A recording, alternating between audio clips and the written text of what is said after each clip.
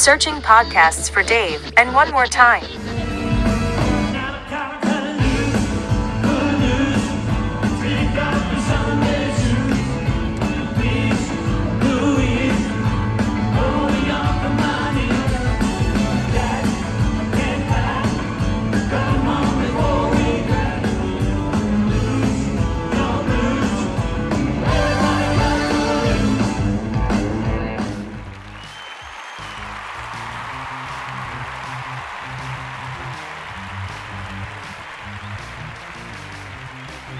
On 3. Number 2. As always, 1. Woohoo! Number 125. Dude, that's like $1.25. $1.25. 125. For all of you out there, thank you for being with us. If you have not caught up yet, now's a good time to do it. Hit pause. Okay. Go back. You got 124 to catch up on. Because none of this stuff makes sense if you. No, I'm just kidding. Right. These are not. Yeah. These are not sequential.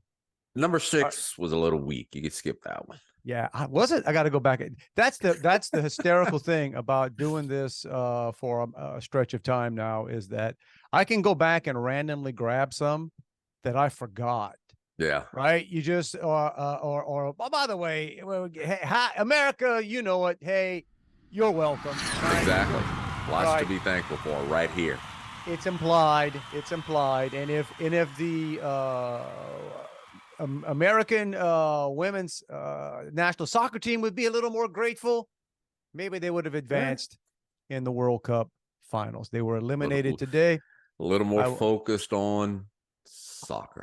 I will have thoughts. I may have a few thoughts about that later on, but who are you, by the way? Man, good question. Hi, everybody. How are you? I'm Dave. I'm Juan. And this is David Juan. More time. Thank you. Kindly coming to you again in the midst of our heat wave. Woo. Two elderly gentlemen, not as elderly as the gentleman I watched in concert this week, but you and I, two middle-aged, being very generous by saying middle-aged, because I don't think you or you're a little more middle than me. I'm, bro, on the upper edge of middle. I don't expect to make it to 114, but you never know. So anyway, so that's what we talk about when need the heat, be, man. Yeah, if it's a pretty day, we say, "Call y'all. It was pretty today." They had a nice breeze blowing. Well, we ain't had that conversation.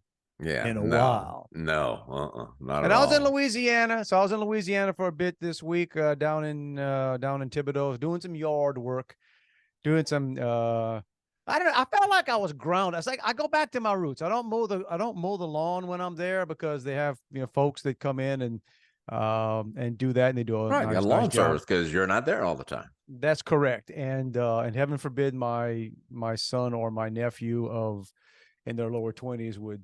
Right, of perfect grass cutting age. Yeah, that's okay. So be it. But it gets done. But when I'm there, the home, the estate, if you will, has a lot of trees and a lot of bushes. And bro, we got an orange tree that's about, I'm gonna guess it's 15 to 18 feet high. Wow. It's taller than the dang house, man. Big old oranges on that thing. Well, how did you get the oranges off of it? I don't know. My father-in-law is the only guy every now and then when he stops by. And I see that, and it's funny. It's one of these, I know you get this too, because we joke about, your dad being a farmer and everything, and the things that our parents and grandparents used to do that if they saw us now would say, huh? Like, I know flat out, many of my relatives would see an orange tree full of oranges and be like, bro, well, you're not picking that. What? You crazy? That's like free. That's free. Are they sweet? Stuff. Are they sweet yet? But when I was out there doing a lot of trimming of hedges and chopping of tree branches, trying to keep them off the house. And just felt as I was back to my roots. I was doing yard work in Louisiana again, sweating like a well, dogs don't sweat. So I always say sweat Dude. like nobody sweats like a dog, but man. Well, let me tell you And something. My dad, is the man does not get hot. And he proves it to me over and over and over again. So we just cleaned out a storage unit, finally got rid of stuff that's been in there for over 5 years. And I don't want to clutter up my garage. So I called him yesterday and said, hey, I got some stuff. Can I come put it in the barn? Yeah, come on, put it in the barn. So we go. I rented a little flatbed trailer from U-Haul. you So big on that. You must be on there. uh, You must have points built up with U-Haul by now. no, but you know what? I returned it late, so I called in to tell them that I was going to bring it back late. And when I got there yesterday, the guy said, "Oh man, you shouldn't have called. If you'd have just shown up late, I'd have just fixed it for you. Now you're gonna have to pay the extra fee." All right. Hook Me up next time. Yeah. Hook me up next time, buddy. Chances are I will be using this again. Yeah. But anyway, so we go there, and I mean, it's like, not late. It's like 1 or 2 o'clock. Heat index is 112. I'm out there as close to naked as I can be. Well, okay. My dad is in jeans, Yes, an undershirt, and a button-down shirt. Ooh. So we are putting a couple things in the barn. Yeah. That's Nothing it. You know what? massively heavy. That's the epitome. That's old Cajun man attire. Oh, right? dude, that's it. That's the every day. uniform. That's the uniform. Like so for Halloween, if you want to go as an old Cajun man, jeans, button-down shirt over a t-shirt. Yeah. Boom. Yeah. He had just finished cutting grass. Of course. So we go and I carry the stuff to the trailer to the barn for him, and he's in the stall where it all goes. And for those who haven't seen the first 124 episodes, Juan's father is how old? He'll be 89 in 2 weeks. So he'll be 80. So this is for perspective. All right. Yeah. Now he just mowed the grass and now he's okay. Right. So I hand it to him and he carries it to the back. So it's like a farther walk for him than for me.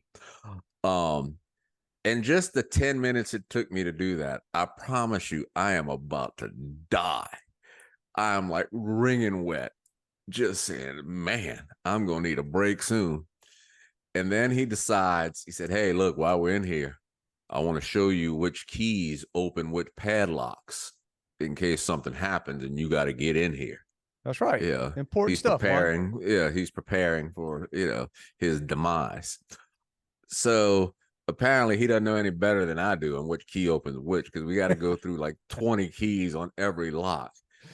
And, I'm trying to be respectful. Of course. Why? But in my mind, I'm saying, dude, I'd just go get a bolt cutter or something and get a new lock. Yeah. Dad, don't take this personal. But if the third key does not open the padlock, I'm breaking something. Yeah. So then we go back, and a couple of the things that I had in storage, he bought a new, like a rechargeable weed eater not too long ago.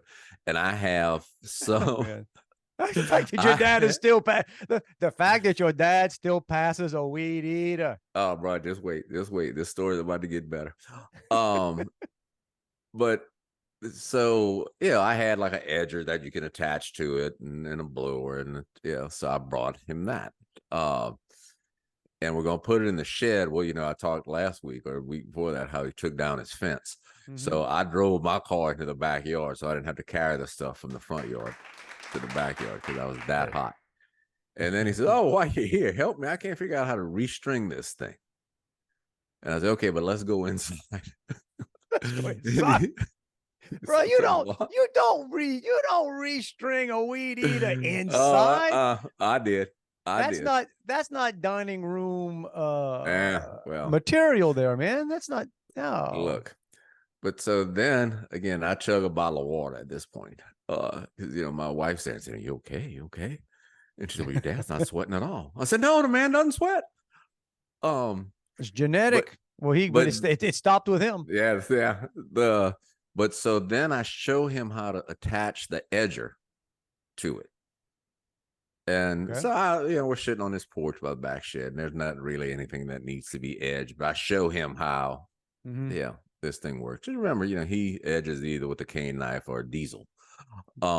Two proven methods. Yeah. So we go. He said, "Well, let's go try it on the driveway." So now we got to walk about 50 yards to the front yard. And this is where I realized just what a useless piece of human debris I really am. Because based on the story you told, you would have just edged the driveway. I did. Yeah. I did about 10 inches, and I said, "All right, it works." There you go. Yeah, I went in the house. While I'm here, let me. Well, you see, you see your dad way more than I see my mom. Where I'm at the I'm at the house. But no, going inside to put new string on the weed eater is but look, I can't complain. I can't make too much fun of you because I was being teased last night. So it was my wife's birthday was yesterday. So happy birthday. All right. Yes. My love. She doesn't post. Cindy. She doesn't have her birthday listed on Facebook. She does not, does she? Nope. Nope. But I did see that y'all were out for your birthday. Yeah. So. Yeah. She's your age. And I'm just she is not. She is younger than me.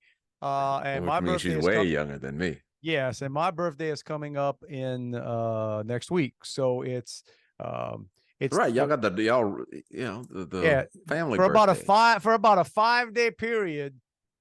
She's on paper. She's only 4 years younger than me, right? So I always tell us. I'd always enjoy these 5 days. These 5 days, she's the closest. I feel like she's the closest to. So we did that, a very nice dinner at our favorite place. And with some friends and a couple of them came over. My wife's after. 5 years younger than me for a couple of more months. So. There you go. So we're in the same. We figured that part out. But we get home and ate a lot and had a few beers already, and friends coming over just to have a couple beers, and I see my wife kind of setting up the back patio, and I'm like, whoa. No. It's 7:30, 8 o'clock because we did an early dinner because we can only get the room early, which is fine because I'm all for the Bluebird special. Hey, you give me the choice on a Saturday afternoon. You want the room between 5 and 7 or 7 and 9? Hey, can you give it to me between 3 and 5? Yeah.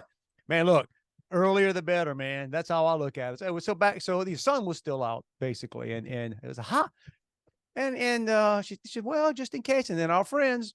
And one of them, really good friends, been friends forever, and she's a lizard, man. She doesn't like cold at all. She's probably genetically similar to your dad. And my dad. I mean, my dad, who told me I was soft and took after my mother because I couldn't take the heat. Well, so that's them. So they want to sit outside. So here I am. So I'm in my office upstairs right now, and my attitude is this. And my house is not a mansion, but it's not a small house. It's a decent sized house. Mm-hmm. I'm paying a crap ton of money to keep this place at a comfortable temperature, and I'm actually grateful for it on these days more than ever, man. I feel for people. I like, man, people that either their ACs are broken or they don't have air conditioning. Oh, yeah. I said yesterday, I don't see how people can work outside. So, well, but here's the deal. I can work outside. I can do that. Yeah, put on a hat and cover up. And I mean, because you're working, it's like, okay, you can do it. But it's when you're trying to relax. It's like end of the day, or you're trying to sleep. You follow me? So like, no, working outside. I mean, heck, I'm an idiot. I went for about a 90-minute walk today. That was a job. Just so dang hot. And I'll go run. So when you want to be outside doing stuff, that's a choice, right? That's a choice. You can get hot. Sometimes it's a necessity. Right. Sometimes it's a necessity, but in the end of the day, when you just want to be able to relax or, sleep at night. So I feel for folks. So anyway, I'm sitting here thinking I'm paying a crap ton of money to keep this space that's about 15 feet from us right there. There's cool air right there. Better seating, more comfortable seating. Right there. Open the curtains if you want to see outside. No, like a bunch of Bayou Couillons. We all sitting on the back porch, and a lovely time. But why? And even at that time at night, it was like 90. Yeah, it was still right. So I know first world problems, and anybody who's dealing with this, but But there you go. Had my AC been broken, I'd be, I gotta go outside. Put a fan on. I'm paying for cold air I'm not using right there. Yeah. Right there. It's the To me, that's a crime. To me, that's a crime. yeah. Although yesterday I did walk upstairs. I had something to do up here and the air conditioner was on 69. Does your daughter yeah. sleep upstairs? Okay, yeah. Yeah. And I said, okay, I've told you about this before. Now I'm gonna start charging you $10 every time I walk up there. And that There you sucker's go. that cold. Hey, you got to do it. You It's got on to do it. 73 now, man. It's good. Listen. It's an upstairs thing at the house in Thibodeau where I was at. Okay, so it's 2 units. Now it's one floor, but it's a big house. It's 2 units, Yeah. and kind of split in the middle. And yeah, it's one of those things. It's trying to, because my son's bedroom's back there with others, and it's trying to drill into their heads. Okay, maybe when you're sleeping, it's set on 70. All right, and that's being generous. Yeah, because you're laying there with a blanket, and that's the thing too.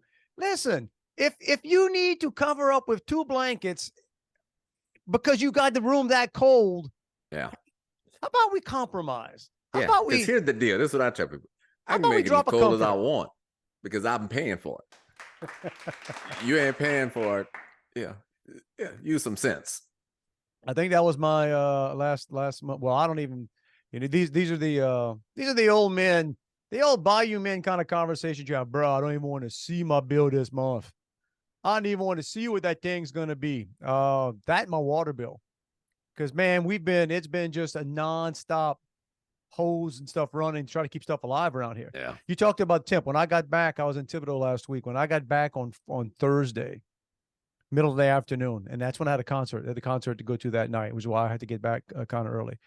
I walked to the mailbox because nobody in my house knows how to do that. It's just something that's just not done, so that's so I just tell the postmaster right now, if ever, because I'm sure the postmaster local watches this podcast, if ever mail is piled up a lot, check on me, because right, I'm the only one that gets it. But walking back from the mailbox was just maybe like 30-40 yards from my house. I was just walking thinking, maybe I'm getting sick. Like, why? It just felt like, God. So I pulled out my phone, right? So the temp was only 101. Only 101. The heat index was 124. You see, Man, that's what the 124. Like, it's like, okay. Yeah. Thank you. My wife thank went you, to air church conditioning man. Or she got in church this morning and said she just felt lightheaded when she got there. I said, you just walked 50 yards in concrete in 110-degree weather. I guess you are. But like all our ancestors would say, you're soft. You're getting soft, bro. You're soft, man. You're getting soft. Tell you, but so during the week, did see. So I had to come back on the Thursday. So caught Kenny Loggins. Kenny Loggins Here in and this is his farewell tour, right? Oh, and believe it. It's There are some folks that say, "Oh, it's the farewell." Like Kiss has been on a farewell tour for longer than they were touring. I think we were still at Nickel State. I think you and I may have still been playing at KNSU when Nickel started. I mean, when Cher's Kiss started. done a number of farewell tours. Elton John has done several. Yeah, no, he's supposedly done. But Kenny, you can pretty much see it. I've heard a couple of interviews with him and watched him, and he's 75, which is Looks an good. interest. He looks, he looks like he's had a little work done. He's a crunchy California guy. Mm-hmm. But he's got just he's just such a rock solid song.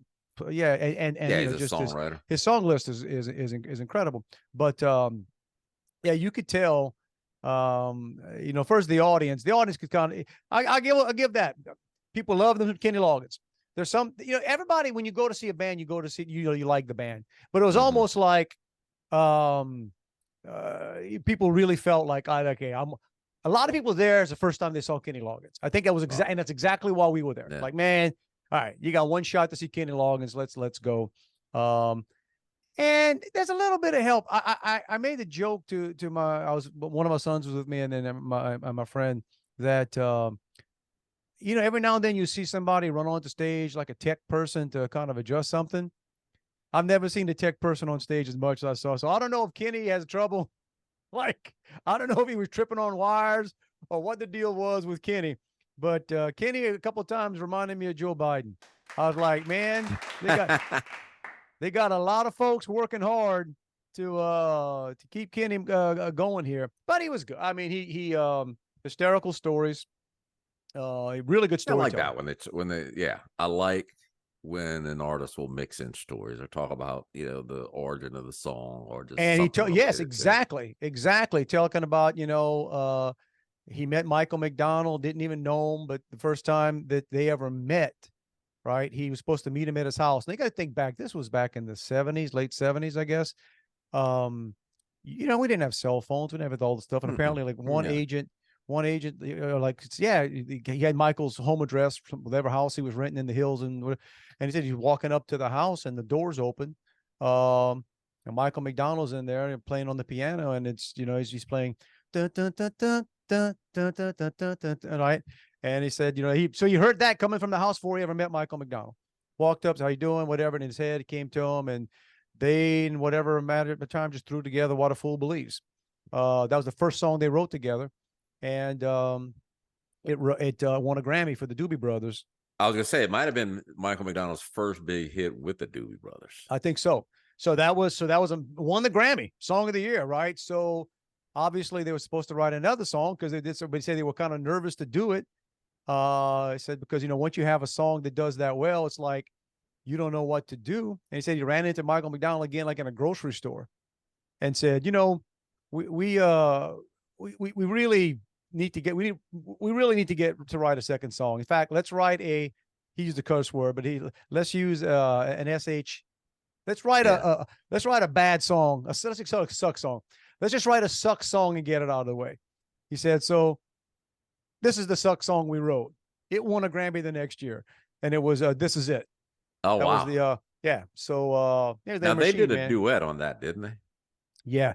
That's why a lot of people think some of Kenny Loggins songs, a lot of people like Michael McDonald. There are a lot of people that think a lot of music out there is Michael McDonald songs, but he's so distinctive, his voice, and he sang background on a ton of stuff. You're right. Right. I mean, he sang background on Whenever I Call You Friend. Yeah. Right. Which was Stevie Nicks and right. The first time I ever heard yacht radio on satellite radio, I referred to it as the Hall & Oates and Michael McDonald catalog. Pretty much. Because if Michael McDonald wasn't the lead singer, he was the backup singer. He was on a lot of stuff, man. And I saw him live. I saw him here in Sugar Land. And I think Kenny Loggins, that song with Stevie Nicks that you're talking about, may have been you remember when there was a trend where a lot of artists, like male and female artists, would do duets together that didn't typically perform together. Linda Ronstadt with whatever, and No, it was. And Stevie Nicks is coming to now she's still apparently a bigger deal because she's playing Toyota Center here. She canceled a couple of times in New Orleans. Okay. And I don't think she's. I don't know. Was she supposed to play Smoothie King? Because she's playing pretty big venues. Smoothie King. She was supposed to play Jazz Fest. No, she too is 75. Yeah. Right. Still hot as all get out. Oh, come on, man. Dude, well, at least the pictures from the 70s. Well, yeah, of course, Juan. Okay, so I don't want to fact check you on this, but you can't say still. No, I know. And then, let me say for a 75-year-old woman, yes. Yes, and Stevie was always. I still think Landslide is lyrically the best song ever written. Okay. I saw her. I'm not going to challenge you on that right now. Yeah, I'd have gone for something. I'd have gone for something from Bon Jovi. With a lot of the na na na, hey hey hey. No band got more mileage out of na na na na. Yeah, na, na, na, syllables. Na, na. Yeah, exactly, man. But I saw Stevie Nicks, I guess in the early 80s, and it was called the Beauty and the Beast tour, and Joe Walsh opened for her. Oh, they were a thing. They were. Oh, really? I didn't know that. Oh, yeah. In her autobiography, she says a love of her life. Her and Joe Walsh were. That was the So there you go, man. Beauty and the Beast. That's a good, Mhm. yeah. It makes look, that's the old guys here, but I think it kind of stands up. It's true, man. Some of this music, Oh yeah. you listen to it, and even that, like that was well, no, Danger Zone later on, Danger Zone, Footloose, Caddyshack, I'm all right. That was more when we Yeah, were that sort of was in like our right. like high school, college, okay. I think a Um, lot of that's like payday music where, he became the soundtrack guy. oh, but I mean but that's the all again, we take this for granted now about soundtracks, but back then it was it was very competitive. Oh, Bands right, right. Because you didn't again, no streaming service, no nothing. It was where else can I get my exactly. music heard? You get on the soundtrack, and then the movie studios are spending all Right, this money on right. promotion. And It's in the trailer. That means now I'm on TV. well, So he was a funny thing is, well, he told this story not in concert, but in another interview I saw, was that they showed him, and there were a lot of people looking, they basically showed the movie to a lot of artists. He was one of them that I don't think they saw it together, but he watched it with somebody. So they saw Top Gun without any music. And you kind of, and so like the musicians would sort of watch and think about, okay, there's got to be an opening song, there's got to be this, got to be that, whatever. And he said when it got to the scene of the volleyball, right, the shirtless volleyball, which all these years later, that's some of the funniest things, the basically homoerotic, um I'm sorry, I mean beach slow volleyball motion, scene. glistening sweat. Beach volleyball scene. Kenny Loggins told his co-writer or his producers, say, well, they're going to need music for that. So he wrote "Playing with the Boys," knowing he figured that everybody else was going to be playing other stuff, but he figured he could land on the soundtrack Uh-huh. by getting a song that would obviously fit in that, and it did. Mm-hmm. And so he was on the soundtrack, and then something happened on Danger Zone, or like I don't know that Kenny wrote that one or what the story was on that, but he wasn't supposed to do that. And then like a couple of weeks before or later, anyway, he got contacted by whoever that knew him, because whoever was supposed to do the song fell out or Mm-hmm. whatever. So he ended up getting Danger Zone, or getting to sing Danger Zone, because he was already on Wow. the yeah. So that's more trivia. All right, guys, we've beaten the Kenny Loggins trivia to death. There you go. Just one question. Anything you wished he would have played that he didn't? Playing with the Boys. No. It's because that's, you think about what's the I don't think he missed anything else, honestly. And it's a fan base that's there. They know all the Yeah. Kenny stuff. What was funny, we joked about this. What was funny, people were excited as all get out for Return to Pooh Corner. That's look, man. That whole album is, just nice stuff. And count all the bees in the hive. Dude, it was like I was you had to smile for that. It's like, man, look at this, man. Thousands of people pumped up about the Winnie the Pooh song. And was Forever the final song?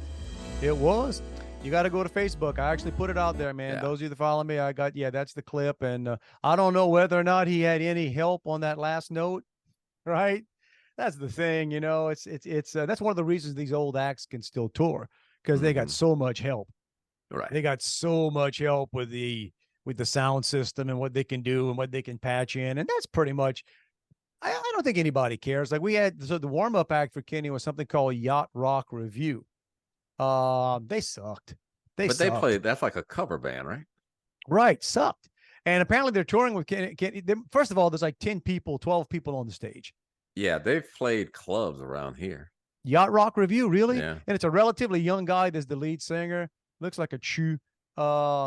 He because they dress like in, I guess, the 70s kind of stuff.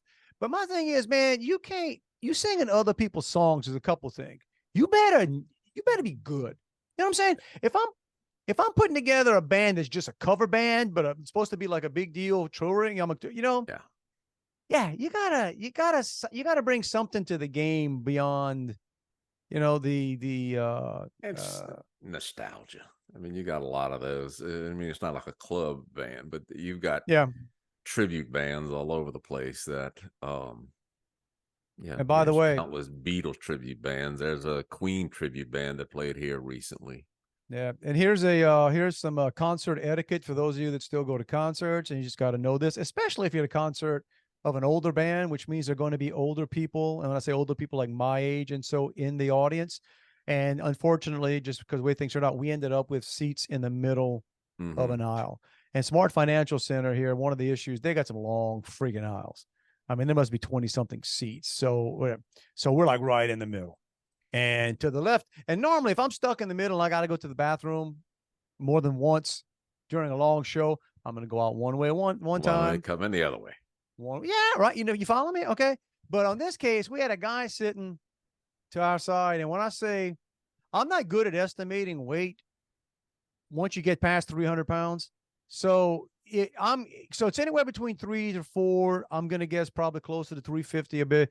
Dude was big. He was like 6, I'm going to guess 6'2", 6'3", but not a svelte kind of athlete where you go, that guy's, I'm just talking about this guy filled in, and God bless him. But I look down the aisle when we're getting ready to walk in, and it's like, we cannot get by that guy. Like literally, if you ask this guy to stand up, he's blocking. It doesn't make a difference. he's blocking into the next aisle. Okay. So it's like, okay, we're not going to do this. Right. So I have to go back around and, had a couple of younger chews. When I say younger, probably in their late 30s, early 40s, a husband and wife with their snotty kid, on the end of the aisle. And here's the deal, y'all. If you got an aisle seat at a concert, what's the rules of being the person that sits on the end of an aisle? Stand up, step into the aisle. Pleasantly. Maybe make a joke. Maybe say, all right, get me a beer while you, right? Yeah. And look, we didn't do it. And I was with me, my son, and my friend. And I guess what happened is one time we went, again, Yacht Rock played for 45 minutes. It was about another 30-minute break between Kenny. I don't know if they were trying to wake Kenny up or what they were doing. And then we knew I was coming. So, you have a few beers. Sorry, bro. Go. Sorry, bro. Yeah, I'm polite. I apologize. Oh, man. I was like giving grief. Like I could hear walking downtown, hear the wife say, oh, not him again. So you know what happened? Should have started, slow down and stand in front of him and have a conversation. I did. I was like, oh, how y'all doing? okay. Where you from? Okay. Yeah. But so that's just a general rule, y'all. If you're fortunate enough that you booked and you were able to get, because I normally that's all I want to get is aisle seats just for that. And I don't mind. I'll get up. I'll wish you good luck. I'll tell you, I'll let you know what songs you missed. I mean, you know what I'm saying? That's your goal, your job. Your job when you're sitting on the aisle is not to make people feel bad. Because we're all here to have a good time. All right. But there you go. But so I hope that guy had an awful time. Looked for him after, but they were going. I looked for him. Yeah, he probably left early. He wanted to beat the crowd to the bathroom. Yeah, might have. But something else. So I was down in Thibodeau. And this is where you're going to throw in because I know you're the you're cheaper than you are lazy, right? For stuff. So the house in Thibodeau, we have the front of it. It's the entryway, the main entryway, is 2 doors, right? It's and I never really thought about this, but everybody, if you look at it or think about it, you would think it's a French door, okay? Because that's how it's French doors. It's one big frame, and you have the two. But apparently this house, it's not. It's 2 individual doors. Oh wow! So happen to be. Well, it's time, and it's their original doors, and I've always heard, and I don't remember, because I've never built my own house. I've always bought houses, and when you buy a house, you don't get a list that tells you this is what stuff cost on a house. I just always heard, hey, front doors are expensive. Yeah, right. I've always, I've never shopped from one. I never paid much attention. Okay, so and then it's trying to find somebody in the great city of Thibodeau that does front, you kind of Google and stuff. So I ended up being like a company out of New Orleans or Destrehan or wherever, but whatever. So I meet with this guy while I'm there. And what's never a good sign is when a guy walks up to the project that you want him to take a look at and give you a bid on. And the first words out of his mouth is, huh. I have never seen this in my life. Because if he wants to pull that divider out, then you lose standard sizing of doors. Oh, well, the doors are always, here's some other things, guys. And, every now and then on the Dave and Juan podcast, we're going to go down roads that you didn't think to go down because this is educational. Something he told me about doors, about these main entry doors. He says, and he said he didn't realize this till he used to be in installations and stuff, and then he's been like in the sales side of it for over 10 years. He said all of these manufacturers make their doors a little different height. He says, so when it comes time, you got to buy the frame. they're screwed. You're screwed. You're either going to have to buy from them or do major modifications and that kind of stuff. And that's what I got here. I got, it was a custom built house. Yeah. 50 years ago. So again, that's the first thing is, all right. And then he starts, and he got to the point where he's taking pictures as he goes, I gotta call the shop on this. I gotta call. And he's, I mean, super nice guy. And he was like, truly, I mean, when you went through it, but, you start figuring out what, and I don't know, negotiations are done. I don't know. We got to figure out what you think? Because it's basically 2 doors. So he said you have to take, basically you're putting in 2 door framed and you reverse and. Oh, that could be a few grand. Okay. What you call a few? I'd say 3 to 5. Try 8. Just over 8. Yeah. 8. But 8. 2 doors. Two entryway. And is he gonna have to doors. reframe them? Yeah, you have to have new frames. Yeah, that's the thing. It's not, you have to pull out. Yeah, man. So Whoa. I know. We're Get a piece of plywood. we're leaning toward it. It's kind of No, one of those. see, the house we lived in before we moved here, it had double doors on the front, but they were like French doors, and it had the molding that lapped up. But it was in an arch at the top. Yeah. So that made it even harder to replace. I didn't replace it, but whoever built the house, they said like he left all the wooden doors outside without sealing them. So they basically swell and contract. So if I wanted the door to close good, I had to rig the molding thing so it didn't fit right. And so I was going to have them redone, and I realized how much it was. And I'm just caulking that baby in there. Well, it's what you do, and it's that's why you don't mind when stuff inside that breaks, stuff on the backside of the house that breaks. When it's the front of the front of the house that's facing the busiest street in Thibodaux, you go, all right. Well, here's what you could have done. I heard a story about a guy this week that got arrested for screwing Home Depot out of over $300,000, all involving doors. Real men of genius right there. Okay. Some kind of way or another, the dude would go in. I guess there's always like a contractor side or like the heavy wood and everything with those guys that buy a lot of stuff. I guess he would go in on that side, grab like a cart, and go put a couple doors on the cart, and then go to customer service desk and return the doors without a receipt, because he had never purchased the doors. Correct. I would think there's a way to catch that. Well, he did it for 2 years and over $300,000. They say they'll give you store credit because it's going to scan that it came from them. Wow. Yeah.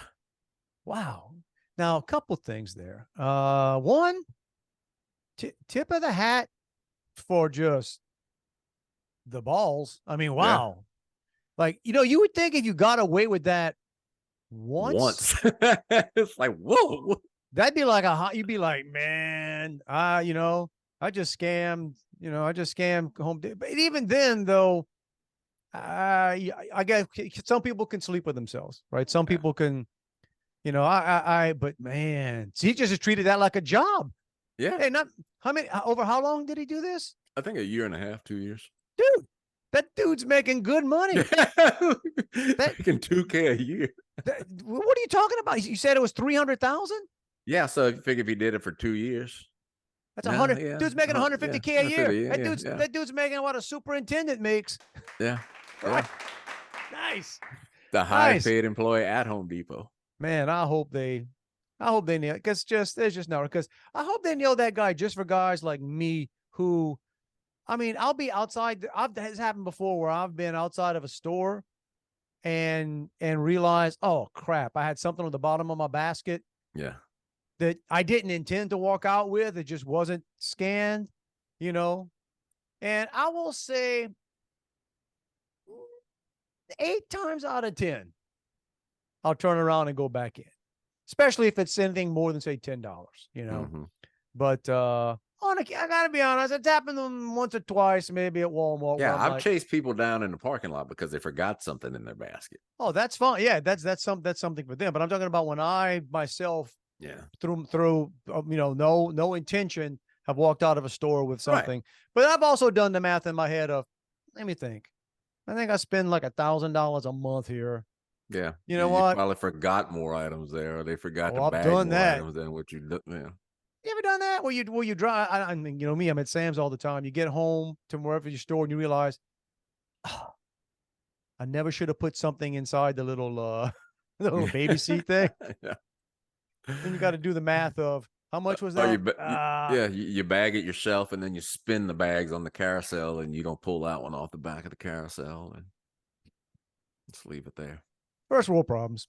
Yeah, what First, you gonna do, bro? What you gonna do? first world problems. But so what else we got going on, man? We got School starts this week down here. I don't know about where y'all yeah, I are, think but it does. I think school starts. I think they might have one more week here. they I know. start. So my daughter starts Thursday. My wife's a teacher. She starts Monday, and then kids come on Thursday. Get ready, bro. It's already starting, man. All your But Facebook. she's all excited because First day of. First day school. of, bro. First day of. So Joey's all excited because somebody's bringing lunch in on Monday. But what she's really excited about is on Tuesday and Thursday, they get lunch. I'm sorry, Tuesday and Wednesday, they get lunch in the wild. I'm sorry, lunch on the loose. Make up your mind. Lunch on the loose. Lunch on the loose. What's And lunch said, on the loose what's mean? lunch on the loose? Well, that means they can leave school and just go eat wherever they want. And I said, well, haven't you just had 2.5 months of lunch on the loose? That's right. That's exactly. That seems to me lunch on the loose would hit better come like mid-November. Yeah. Right? No. I don't know. I guess I guess teachers find are supposed joy to where stay. you can.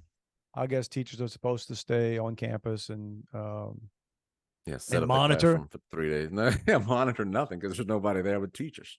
I thought about this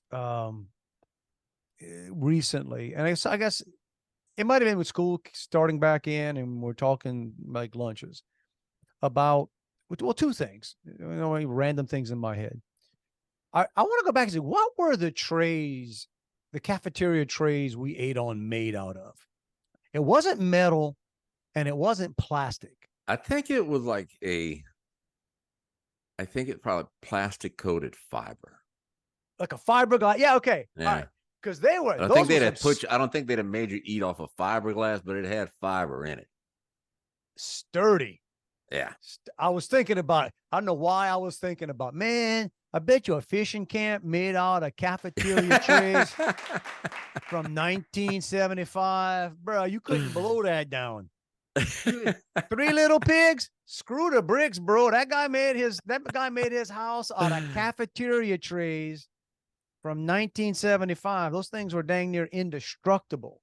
And we didn't get, unless I'm misremembering, you didn't have options. Oh no! When I went to school, you couldn't opt out of something. Right, it's gonna be on your tray. Yeah, you got white beans and rice. It's like I don't like white beans. Could you just not put them on the rice? Nope. It's like, well, how about you just put it right there on the side so I can eat the rice? Nope. Oh, I don't know. I don't think I ever tried that. But that was the other thing. In the era we grew up in, bro, you hungry? You're gonna eat it, right? Yeah. You're gonna eat it, and that's what it is. And you get the little compartments, and you always felt like you were getting screwed sometimes when like you got a scoop and a half of mashed potatoes, bro. Yeah, whoa, man, how come I got the little end there? I got the little end of the cornbread. I got the little slightly burnt end of the cornbread. That guy got the big right, and but yeah, you put and I remember that. You gonna eat that? Scrape that off. Yeah, give it to somebody else. Trade it was that sort deal. of like, I've never been to prison, but I've seen many prison movies.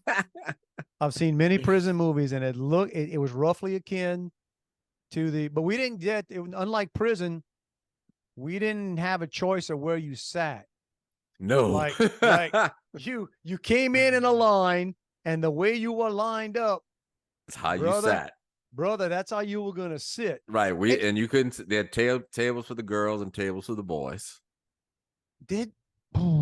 I don't know that we had. Yeah, I don't remember that, because I can remember when you started getting towards the end, you would start counting, and it's like, all right, wait, they got 10 people at a table. Dang it, I'm number 10. I'm the first in my friend group in line, and I'm number 10, which means I'm gonna end up at this table with all these other people that I don't want to sit with. So then you got to figure out a way to jump back and you got a better memory on that than me. That was right. Well, the survival skills we learned at a young age. Yeah, like we couldn't leave a blank. Like you couldn't. You had to fill the table up in order. Okay. Oh, I believe that. Yeah, the no 2 seats at this table. You would go sit somewhere else. And I'm sorry, but as much as I think that was an improvement. I think a lot of things were I don't know. Yeah, you didn't have as many choices, but that was actually less stress. Right. I think so much of the stress of school is fitting in, and they don't want to sit near this one, and all the crap that goes along when you just take that out and say, no, bruh, this is what you eating. This is how you getting it. We don't have peanut allergies in 19. No such freaking thing. Right. Sometimes you got to scoop a nasty peanut butter. I had a friend, Kurt, who apparently had ulcers in like whatever grade we were in, and they'd let him go maybe once a day or twice a day to drink milk, which I think we know now is absolutely does nothing. I don't know why, but apparently they thought that ulcers back then, or maybe I'm wrong. Maybe it would coat your stomach to protect the ulcer from whatever. Maybe the medical whatever, but I do remember that. That was the only special cafeteria thing I can remember is. I've done now. I think some kids bring their own lunch to where my daughter goes to school. Now we used to pay $0.25 for lunch. I don't know what public school lunch costs now, but I assure you where my daughter goes to school is not $0.25. Yeah. And some kids you'll see. I think there's one kid that he only likes pasta. And so they'd make him pasta every day, or the one with the peanut allergies, they've got to sit like on, in the next state over. But they also have a cold bar with salad and stuff like that. Yeah. You go to private school. My son, my younger son went for, I think, all through middle school to a private school. And it didn't dawn on us until well into his first year there. This is my son who has an interesting relationship with money. It's not a long-lasting relationship.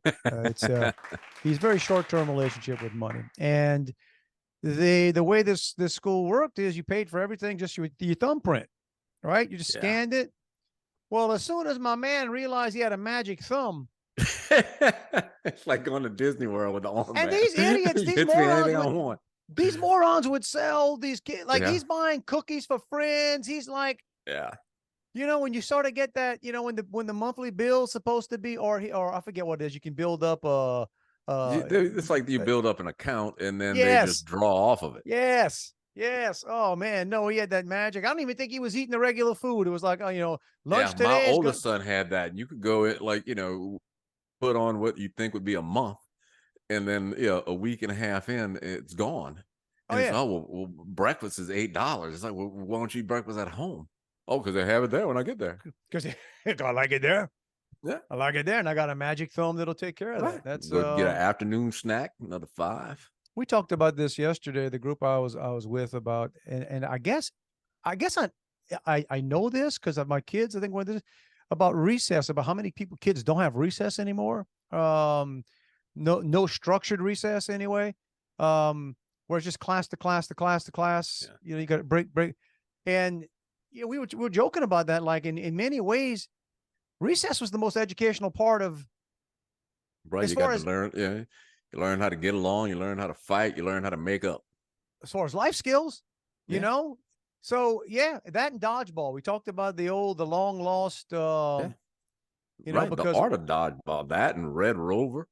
well, Yeah, wasn't nothing dodgeball, better than clipping somebody at Red Rover. Red Rover, man. But with us, dodgeball was always when we grew up. Dodgeball was where it started off with two people on the outside, everybody in the middle, and Right. you had one ball, and you threw it, and when you hit somebody, that's what we call Right. It dodgeball. wasn't teams or anything. Later on, we played something called bombardment. That's what they called it at Galliana. So I don't know Where what you it had was called, multiple balls and stuff. and we used volleyballs. Okay. Ooh. Yeah. Whoa. And we played in a gym that's a tiny gym, smallest school gym. It's a I don't know what LCO size is, but Galliana Junior High, now it's Galliana Elementary. You go find that gym, you walk into that gym and you say, wow, this barely qualifies to call this thing I mean, it's small. So it's a very tight space. And yeah, and we played and we had guys. So when we played, you got 7th, 8th, and 9th graders playing bombardment in a tight quarters with volleyballs. And let's just say that was back in the days where people actually failed. Okay. So Yeah. Just because they're in ninth grade dude, and you're in 7th grade doesn't mean they're 2 years older than you you. might have had a 16 or 17-year-old quote unquote ninth grader throwing volleyballs. Pretty angry because he's in 9th grade. I still remember Kenny. I forget Kenny's last name. I don't know if Kenny ever failed, but he could have because he was pretty big, strong guy. It's funny how you remember things. To this day, man, Juan, this must have been 45 years ago. 40. That's how. And I remember. I remember the 10-second.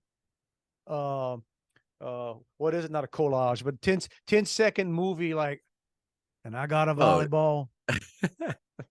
And I see the guy I got, and I usually I was pretty good at that game. I usually have a pretty good idea of where all the balls are.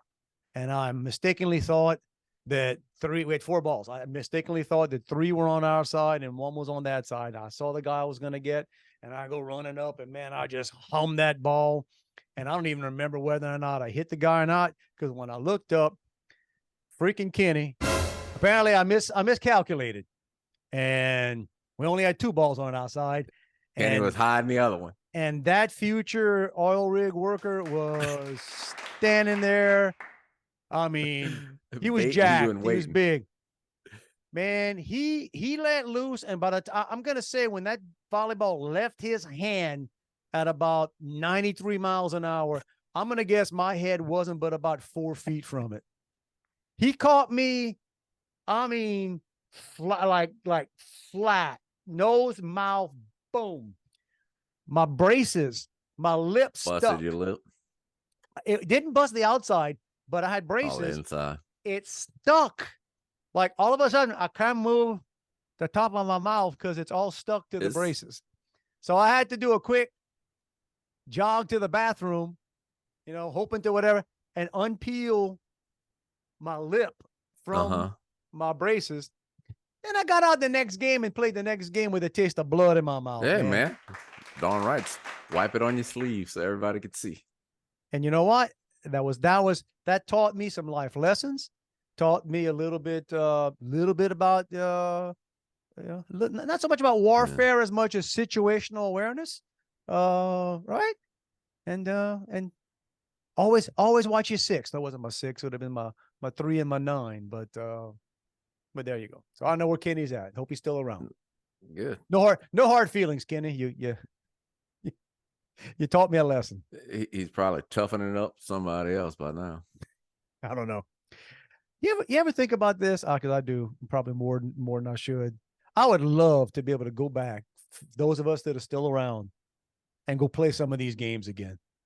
Like I would love to say, all right, how many of the Galliana Wildcats from 1979, that class, are around? Bruh, Saturday at the gym. Let's go.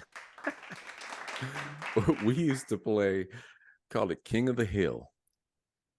And I don't know why they had a hill. I know it was like I think part of the sewage treatment center or system at the school, like buried underground. So we'd play on the hill.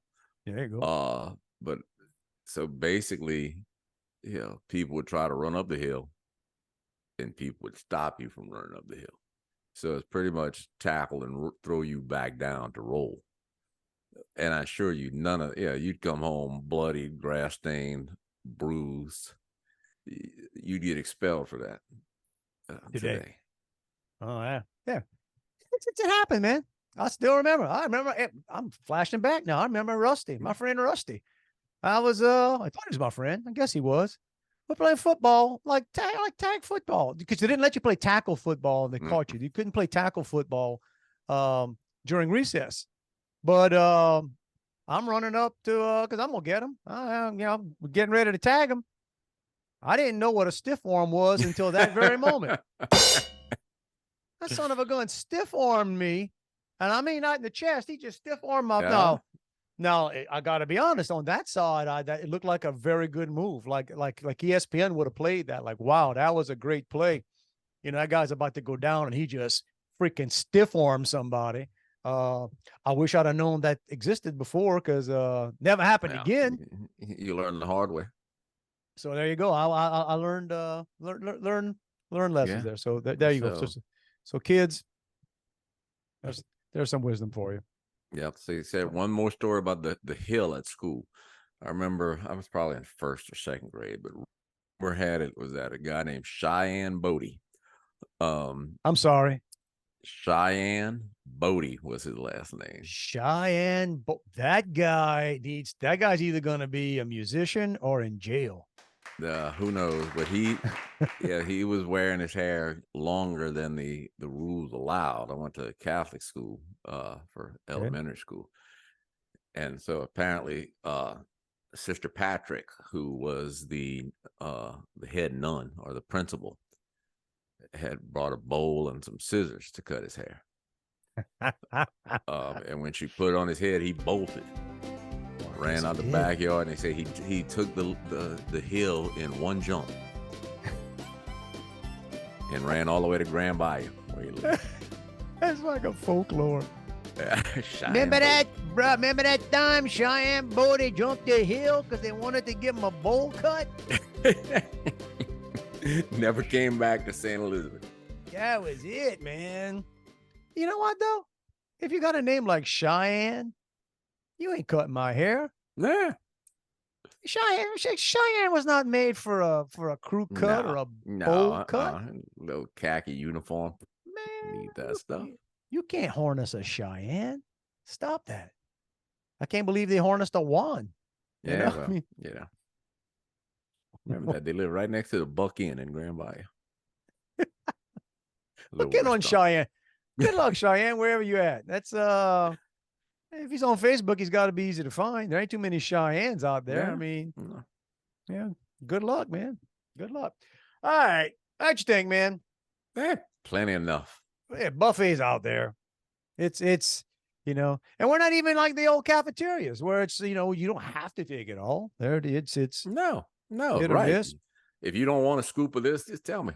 Pause, rewind, go do a fast forward. You can skip it. That's right. But we're gonna push the button. Get on out of here. See if any of this stuff stuck to the magical. We don't know how it works. It goes whatever it is. It goes into the cloud or the computer. Somebody else's server. Yeah, or something. And then we do this. And yeah, if you're seeing it, it worked.